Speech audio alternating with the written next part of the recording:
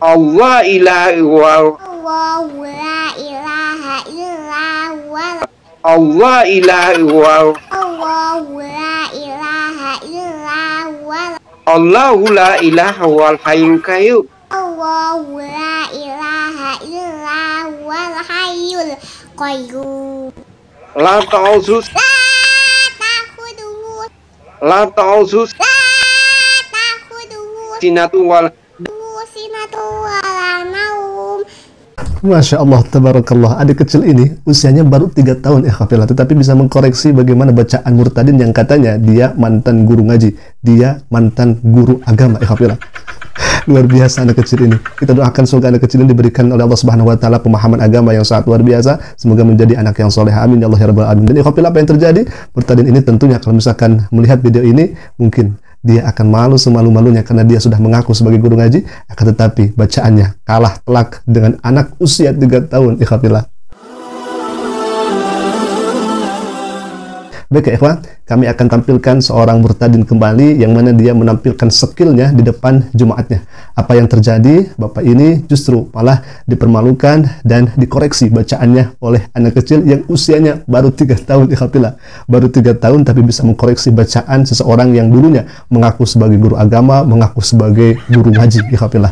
Mungkin saja orang-orang yang melihat di sana, jemaatnya khususnya, mereka akan melihat Bapak ini dengan penglihatan yang sangat luar biasa begitu ya. Oh, Bapak ini pintar, Bapak ini hebat. Akan tetapi kalau misalkan dilihat oleh orang muslim, mobil khususnya mungkin anak kecil 3 tahun ini, mungkin dia akan tertawa terbahak-bahak. Baik, kita akan saksikan ke videonya. Dan di video kali ini orang ini ingin menyampaikan kepada para jemaatnya bagaimana sih tentang sejarah atau kisahnya turunnya ayat suci Al-Quran, mobil khususnya dalam hal ini adalah ayat kursi. Kita akan simak baik-baik, dan ternyata orang ini membuat dusta yang sangat luar biasa keji ikhwafillah. Kita akan lanjutkan videonya, silakan.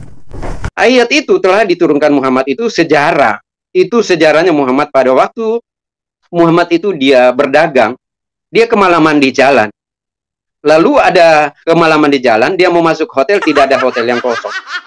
Nah, lalu dia ada rumah kosong, dia berkata lah Muhammad, dia berkata begini, "Hai Tuhan, apakah engkau izinkan aku tidur di sini?" Ya, Tuhan rumah itu berkata, "Hai Tuhan, di situ ada setannya." Tetapi Muhammad berkata, "Kalau engkau izinkan, aku akan tidur di sini."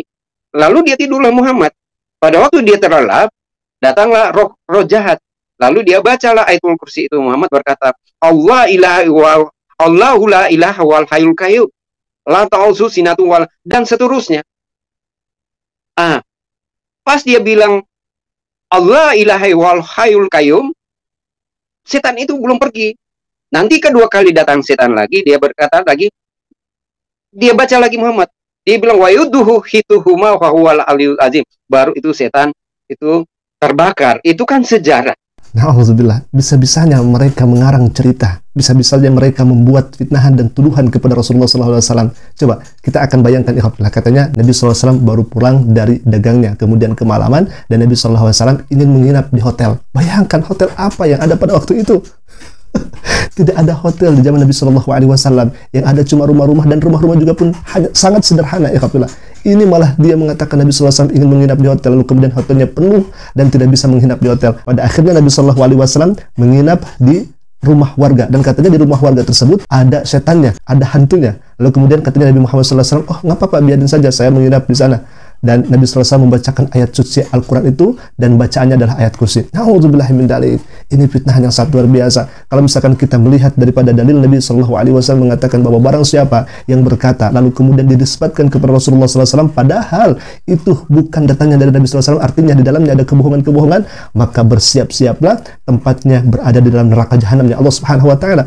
Apakah mereka tidak takut ya ikhwah dengan berkata bohong seperti ini, dengan mengada-ngada cerita seperti ini dan dinisbatkan kepada Nabi SAW, padahal itu bukan dari Nabi SAW?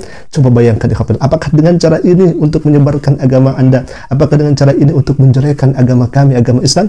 Na'udzubillah min dzalik. Tobatlah kepada Allah Subhanahu wa Ta'ala, karena sungguh apa yang disampaikan oleh Anda itu tidak sesuai dengan syariat Islam, tidak sesuai dengan ajaran Islam. Apalagi menuduh Nabi SAW katanya ingin menginap di hotel. Mana ada hotel pada waktu itu? Mana ada tempat untuk kemudian Nabi SAW dibawa ke hotel dan di sana penuh katanya di hotelnya itu.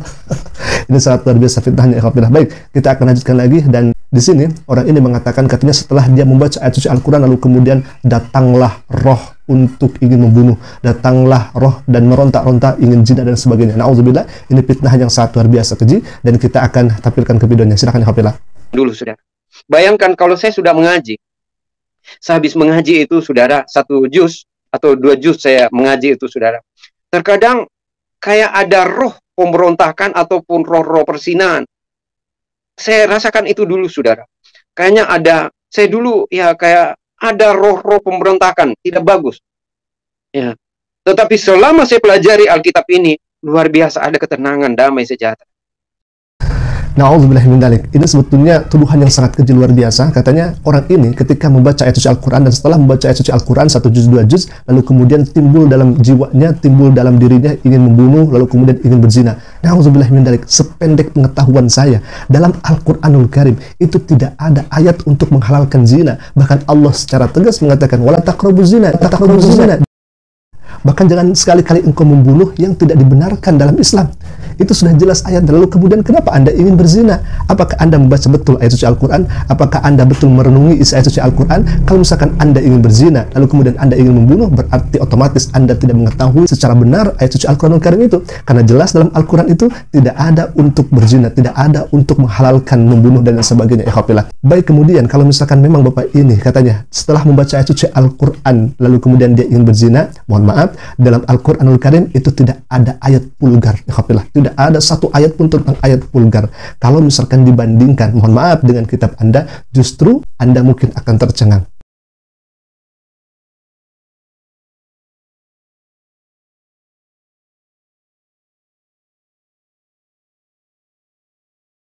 Jadi Al-Quran itu bahasanya santun. Al-Quran itu bahasanya indah luar biasa. Sampai-sampai orang yang syirik kepada Allah, orang yang ingkar kepada Allah disebut kafir. Kafir itu bahasa yang sangat santun, ikhwafillah.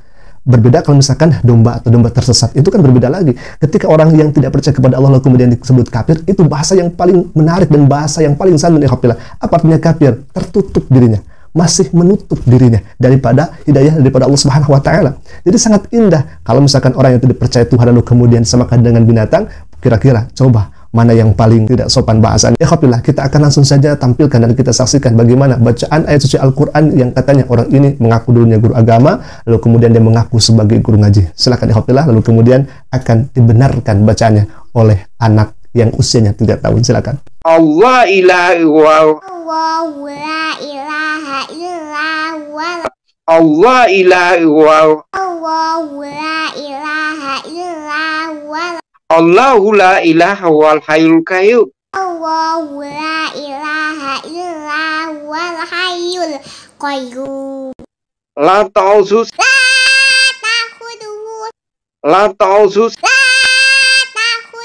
sinatu wal sinatu wala naum.